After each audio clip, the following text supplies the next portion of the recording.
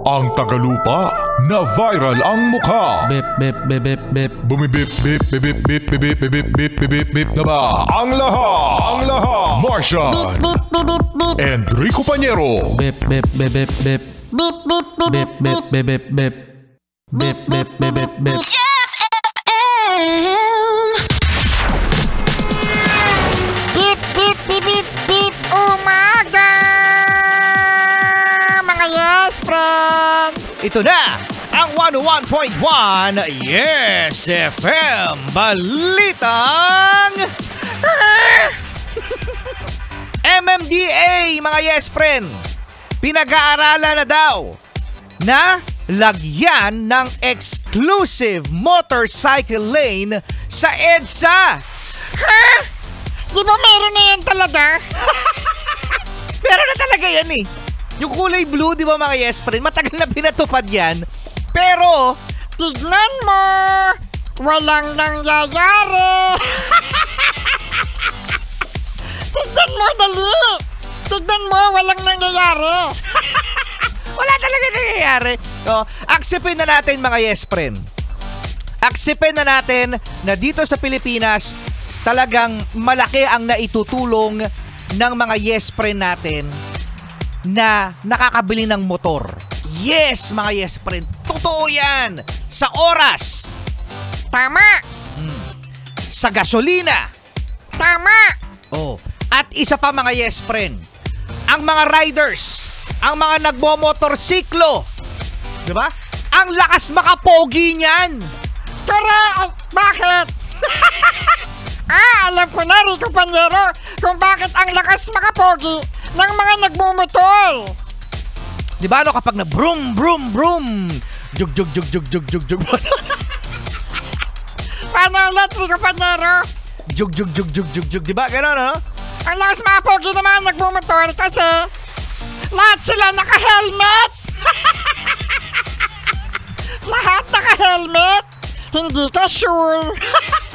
Kasi meron mga riders kasi na hindi nag-helmet. Pero ito na nga mga yes friend, sa EDSA kasi merong bike lane. Pero mga yes friend, ito yung punto eh. Ang mga bike lane, sorry na po no sa mga nagbabike, patawarin nyo po ako no, pero mas maganda kung ibibigay natin yung lugar na yon, yung bike lane sa mga motorcycle riders. Sa mga riders natin. Bakit? Kasi ang mga motorcycle riders, mga yes friend, nagbabayad yan ng road tax. Ha? Hindi ka sure. Hindi ka rin sure. Nagbabayad sila ng road tax. Ang mga bikers, pasitabi na po, I'm so sorry sa mga riders natin. Alam ko napakagandang ehersisyo yan. That means of your transportation. Pero mga yes friend, kung titignan natin ang rights ng mga motorcycle riders, nagbabayad sila ng road tax. Ito lang yung malupit dito.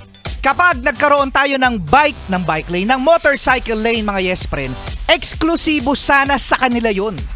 Wag na sana yung mga four wheels drivers sisingit pa doon o kaya naman gagamitin pa yung motorcycle lane. Diba? Parang bus carousel mga yes friend, no? Exclusive para sa mga riders because again, napakarami ngayon na nagmumotor. At ang mga motorsiklo, ang mga riders mga yes friend, mga hari ng singit yan. Ha? Nasasingit ng singit. Totoo naman. 'Di ba? Ako mga yes friend, ano, nag-angkas din ako. Nag-joyride din ako. At talagang napakabilis ng means of transportation because nakakasingit nga ang mga motorsiklo. Imagine mga yes friend, kung kayo nagmo-motor at traffic, 'di ba no? Red yung traffic light. Tsaka nga diyan muna yung traffic light. Kumakanta na. Imagine mga yes friend, yung traffic light nag-red na. So yung nag-red na, 'di ba? Lahat ng mga four wheels nakahinto na yan. Pero yung mga riders, mga motorsiklo, nakakasingit niyang mga yan. Oo, no? Hanggang doon sa umpisa ng intersection, ng traffic light. Kaya nandun sila, nagkukumpulan sila. Kaya yung mga tumatawid na wala doon sa may pedestrian lane, yung mga tumatawid sa mga gilid-gilid ng mga sasakyan, delikado sa kanila because mayroong mga sumisingit na mga riders sa mga motorsiklo. Oo, di ba? Kaya sa mga yes friend natin dyan, sana meron tayong exclusive no magawa ng paraan. No, sasabihin nyo, kawawa naman yung mga four wheels.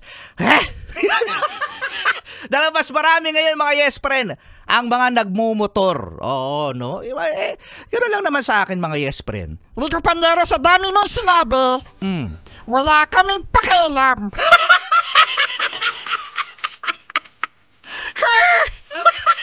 Sinabi ko sinabi. Wala kaming pakialam, Rico Pandero. Sa'yo na lang yan. Rico Panyero pa rin. At Marcia and the Cuteness.